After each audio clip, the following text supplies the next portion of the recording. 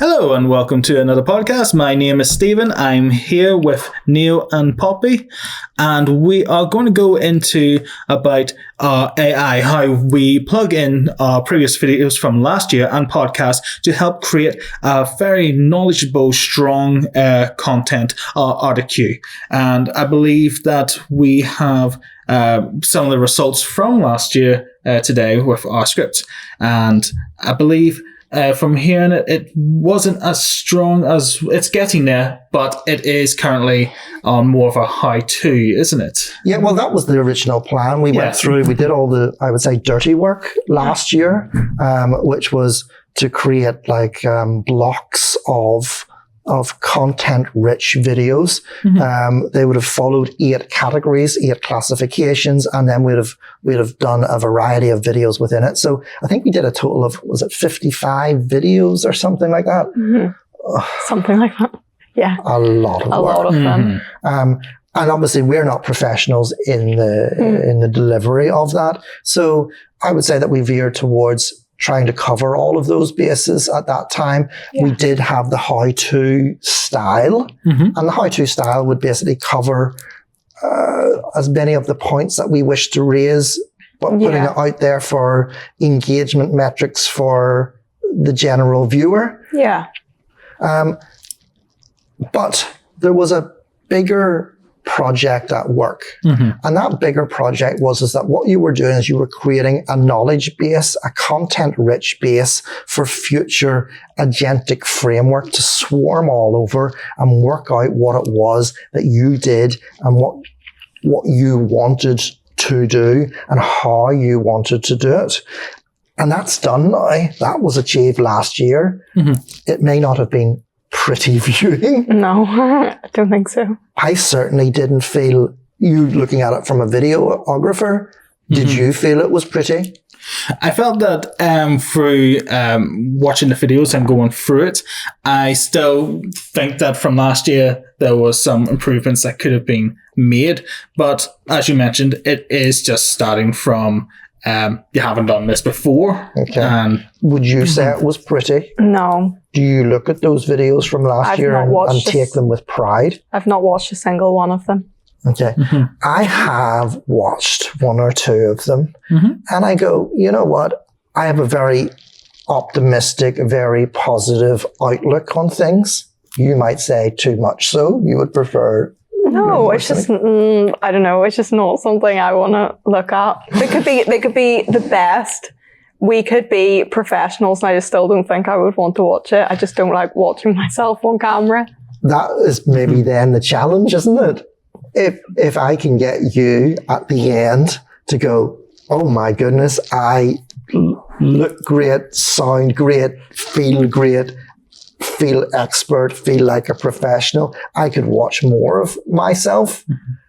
Then that is the challenge, really. It's some challenge. But yeah, like, I don't know. I feel like you're always, though, like, it's in human nature to compare yourself. And I feel like if I watched it, I'd be like comparing myself to people who are on the news, who do it every day, who've like trained to do this. They have so much equipment, tech, and like stuff that like I've never heard of, that, but I still would look at it and go, like, we're doing it in a warehouse, I'd still look at it and go, no, like, mine's terrible, even though they're not comparable. I think that's a very good example of saying that what we do as humans is we look out and compare ourselves continuously. And there's that continuous backwards and forwards about, am I good enough, or is this good enough, or what do I need to do more? And if you can imagine being on camera when you're doing that, it's very, very nerve-wracking. It is. And so a videographer doesn't understand that unless they've actually been on the opposite end of the camera.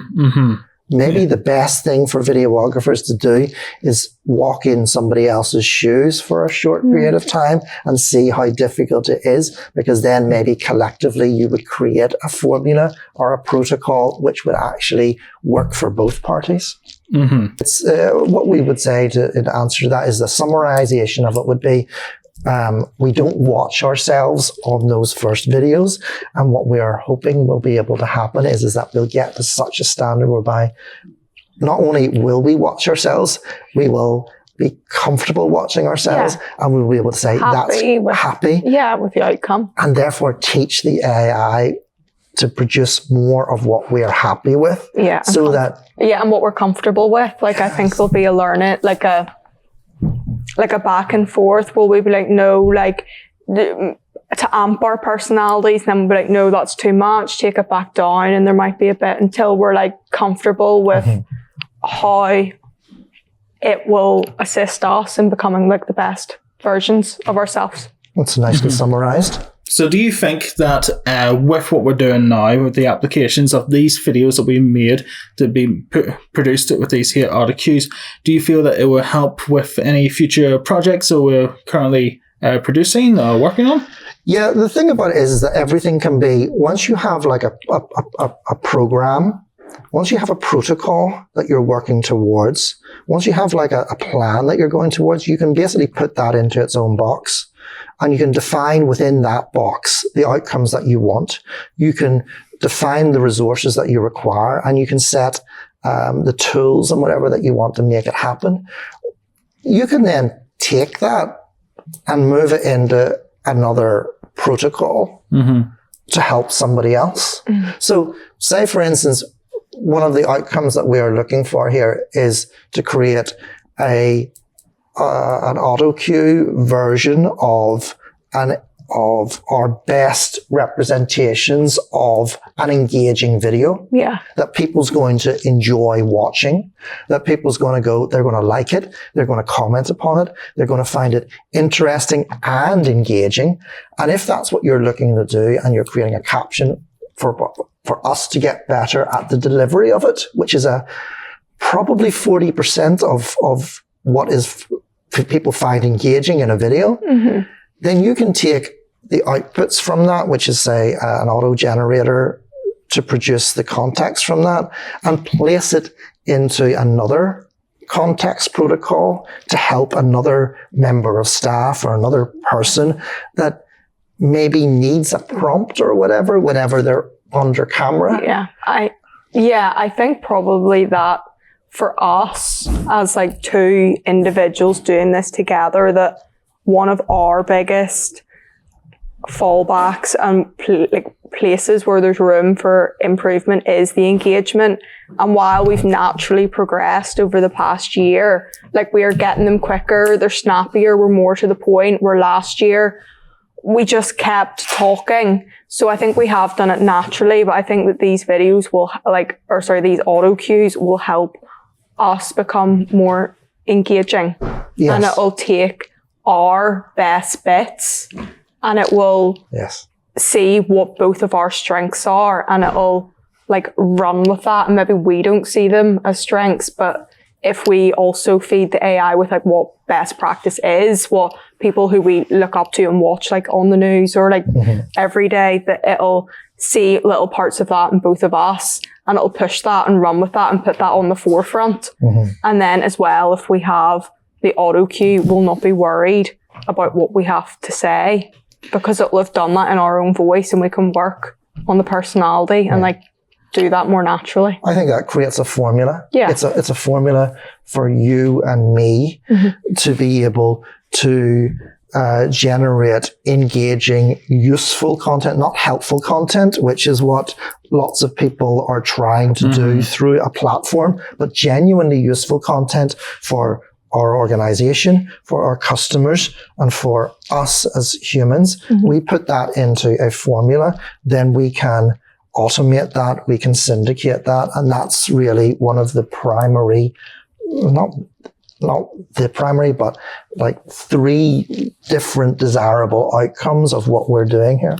So that's the goal. So what would you consider to that would make you sit back and go, this has been successful? What would you consider to be a success on this project here? For you to be looking at it, for you to look at it and watch your videos. That's it, one view from me, and we're like, success is written all over it. For you to go and look at your videos and say, I am happy looking at that. I feel professional. I can take ownership of that. I am good at that. I can do that. I surprise myself. I enjoyed that. I want to do more of that. That would be success, looking at it at the person right in front of me. Also, success is obviously what YouTube viewers themselves, people commenting upon it, likes onto it, all of the things that the platform is calling you to do. I don't want to bring that into our content creation because I don't think that I don't want us to be YouTubers per se. I want it to be genuinely improving of people's approach to feeling at doing things or trying at doing things. I want it to be emulatable. I want it to be inspiring. I don't necessarily want to be a YouTube videoer. That's not my YouTuber. That's not what I want to do. But I know that as a business and in terms of where we are going as a society, as humanity, I've got to plug in our synaptic thinking and resonance and reasoning to make things better. That would be success. And then to be able to transfer that, so the formula that we're working with will become a formula other people, they don't have to be in the same business, but if they need to do a video, that ours will be a resource, that they can look at and go, I can follow their formula, I can do this, and then anyone can almost. And also our agentic workforce. So our agentic workforce is, it's very difficult to conceptualize this because you're always seeing this through the prism, through the restrictions of a biological human body, aren't we? But our employees of the future, our agents of the future, aren't going to be restricted by arms and legs or tiredness or anything like that. They're going to be restricted by the gateways, the in-outs of access of data and what is good output, what is successful output. And so what we're doing here is we're creating a matrix grid really for them to follow through, because the technology is moving on to a point now whereby this is probably going to be our last time, as humans making such a progression naturally ourselves. After that, it's going to be recommendations to us. It's going to be suggestions to us, which we can apply or implement. The idea of starting from scratch ourselves and making it better. This is it's 2025, July 2025. I can't see us having any more time to do this naturally better. We need AI tools. We need AI protocol. Not even time, but just it's there. It's there. It should be. No, but it is an advancement. Yes, you maybe get more pride and stuff, doing it yourself, but there's no harm in using the help of something. If it's there, use it. If there is a frame, a structure that's going to help you, it's maybe more human arrogance that doesn't want to use the help, but maybe that's just a human flaw, but to accept the help. Well, then we've got to build that into the MCP, haven't we? The flaws and everything. One of the key things I think for us is going to be using it for our own engagement to make us more engaging, although from a business perspective, views maybe isn't your primary reason for doing the YouTube videos, but you might as well, if we can become better and get those views, it's something that we should do. So the auto cue is definitely, I think, going to help us. Like I said before, I think it will take our best bits. Like we've said, we've fed it all of last year's, which maybe is, you could say is what not to do. But it's there. And if anything, it's learned more about us, our personalities, our relationship, and it can utilize that as well to make us better. So I think one of I'm interested to see how it improves, like how engaging we can be, because we're not particularly like outgoing, bubbly like people. Okay. But I think it can push us out of our comfort zone a little bit without taking away like who we are. It'll not be fake. So I'm interested to see. I think last year we outsourced engagement. I think that we said, look, engagement is not really that important. I think that we were looking at it from the perspective of let's build the structure. And I think that you tried to introduce best practice elements at that stage, which you'll probably see in the podcast from last year, were designed to create customer engagement. And we laughed. Yeah, because we kept saying like the scripted, spontaneous argument, like how did we get the balance right? And I guess when we were doing it then, it wasn't really actually meant to be that engaging. It was with the benefit of perspective. We were going, look, we just want to cover all of the how you would do it type of stuff. It was really for this. They were educational videos as well, like how to do it. So you were telling people what to do. So it's kind of difficult to be commanding and like giving instructions while also being like flamboyant and over the top. Yeah. And also like the other side, it was like, you know, if you're telling someone to put like glass jars in the corner and put like straw around them so they don't break, there's not a lot of ways that you can make that like all singing, all dancing.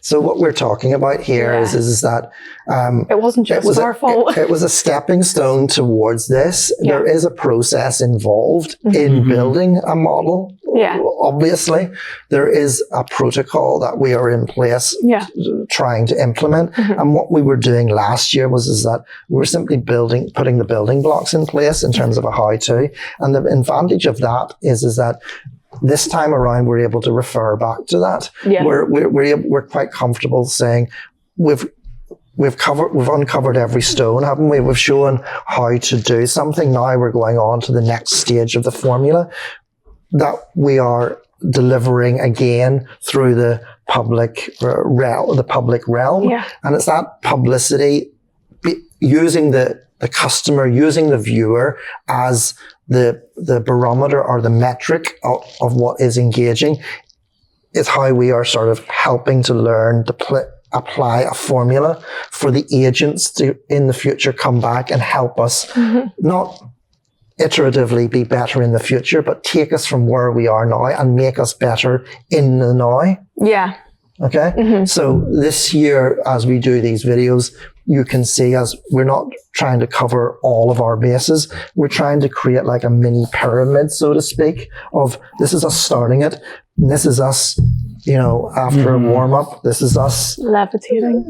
This is us breathing in. This is us trying to get it better. This is us knowing that wee bit. We can do this one wee bit better. This is us trying to do it faster. This is trying to be punchier. This is trying to there's more versions of better as we're doing it now, which I think gives the protocol, the model context protocol, an idea as to what we want it to be. And I'm hoping that allows us then to really go in and focus later on in this summer project, us being more engaging, not what the LLM says is people liking engaging. Yeah. It's us. We've got to be comfortable putting ourselves out there. There's no point us taking the LLM's version of what is engaging and us not being able to look at it. Yeah. I guess that's the requirement. Well, I think I think because we did so much groundwork last year and it's read that, I think that's another way that it will help us because it almost knows us. Like it's not going to try and make us something that we're not.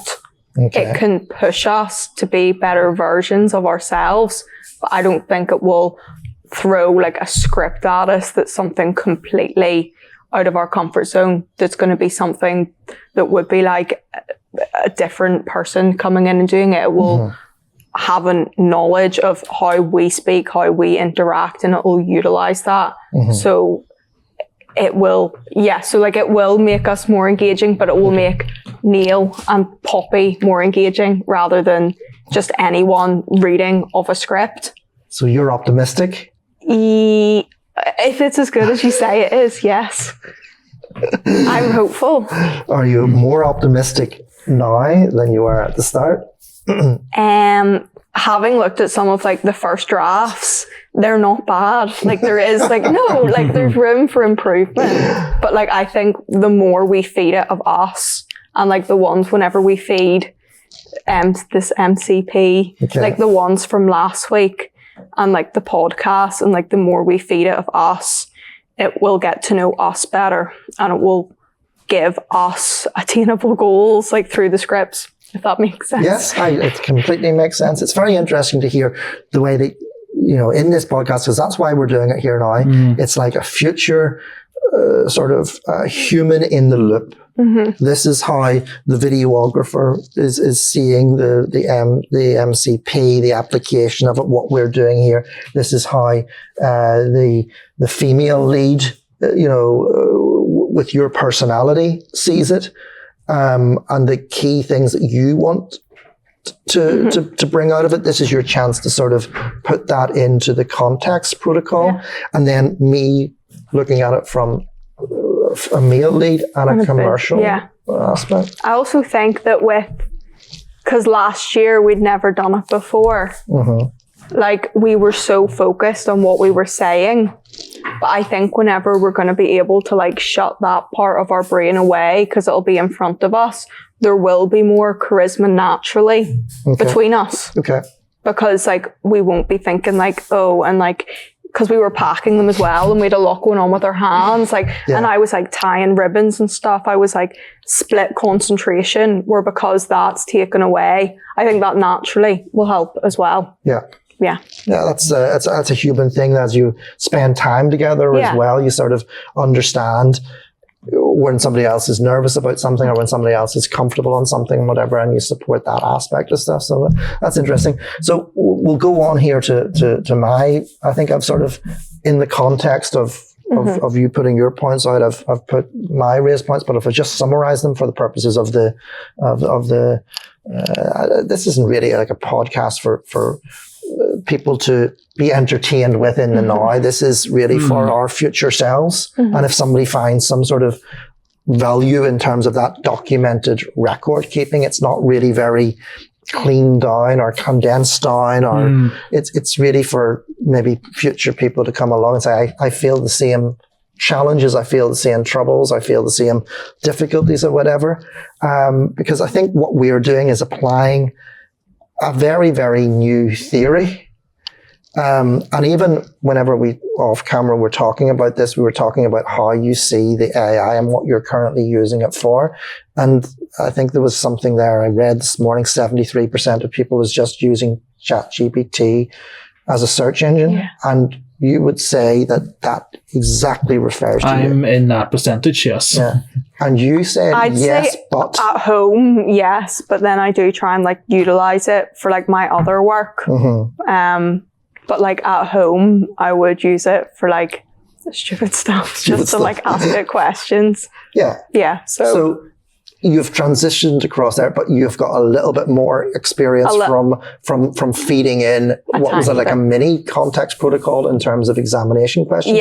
So like I fed it past papers and then asked it to create sample ones and like some of, what do you call them, command prompts? In the command prompts, like some of the things I would ask it would be like to use similar wording of the questions so that it's like the same reading level, because obviously like I don't want questions that are like aren't going to sound similar, to try and, because the more repetition the kids get, like the more the calmer they'll feel whenever they go in to do like the exam. So like use similar language and a similar reading level to like use similar topics that are like interesting, engaging, like for like children who are like 15, 16, like, and to use that. So those were kind of some of the prompts I gave it, and like to follow like, I just like for ease of like me, so I don't have to go in and edit it. Like add in like that each like task 1's worth this many marks, each task 2 is worth this many, and then I'm like, do that like and create me 5 papers, each with the same amount of questions in the same style. So I said that is essentially like a mini context protocol that you've devised for yourself, whereby limited number of command prompts and you can get a definable output from it. And maybe that context protocol has actually followed its own formula from a syllabus or whatever. So it's a good use, a good application of command prompting of a language model. Whereas the future of it through Anthropic and whatever, I get the impression it's the product, it's the outputs that you want, it's the outcomes that you want to achieve, and then putting that through automation processes. So for instance, if you have a host agent, okay, so say the host agent that we have is a host agent that is able to script and create our videos for ourselves, then what we want to do is we want to get the command prompts limited in that host agent, but we want to transfer all of the command prompts into a protocol and then test iteratively all of the prompts and whatever that we've done within it, so to create a better output. We want to put the tools that are used into it, whether it be the auto cue, whether it be a grammatical generator or anything like that.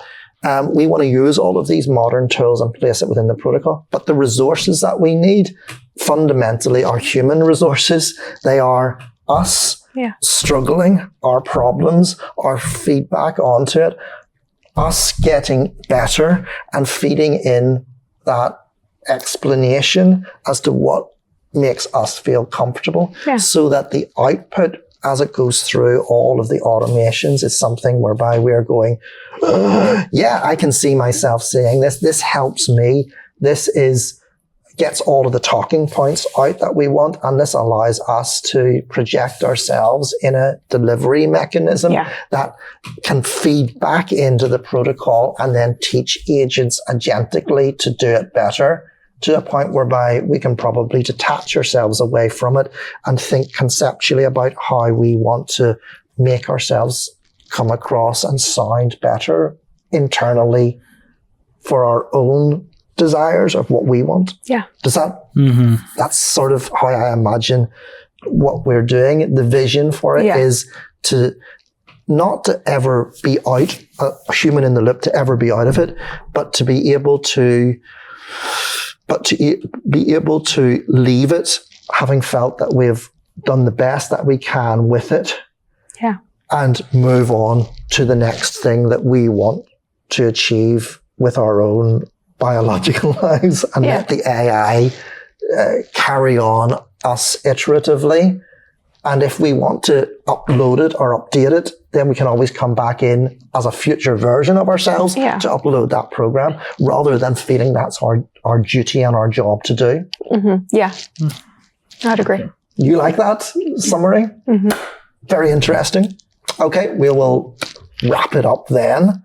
And that's the end of this podcast on July the 23rd. 23rd. So we're right through the middle of the summertime. We're now off to do our videoing on, what's that? Hampers and the major occasions hampers. And Nick, the assistant here, is going to be going through and uploading the podcasts and placing that within the MCP to produce outputs, which we're going to read later on this afternoon. We've already got one that was workable. Produced, which is workable, but not engaging. So it hasn't met all of the requirements. But if we were to read this one out, we wouldn't be that offended by it. No. We would say it. There wouldn't be anything in there that would feel, oh well, it's not too bad. It's actually quite a good summarization of what we did last year, but it hasn't moved us on enough. And I guess that's why we're not going to make it Yeah. We're not going to make a deal about it. It's a bit too repetitive. Too We've done it. repetitive. We've been there, done that. We need something. What we're really doing now is saying, how can we get something now AI-wise and MCP-wise, which is going to help us in this moment now? Yeah. And let the people decide and vote on whether MCP is relevant, because there's still a lot of people saying, it's only I can take it or I can leave it. Can't I? It's only another version of the internet. I think quite a lot of people are not seeing how this is going to fundamentally revolutionize the workplace and us as a humanity. Yeah. Okay.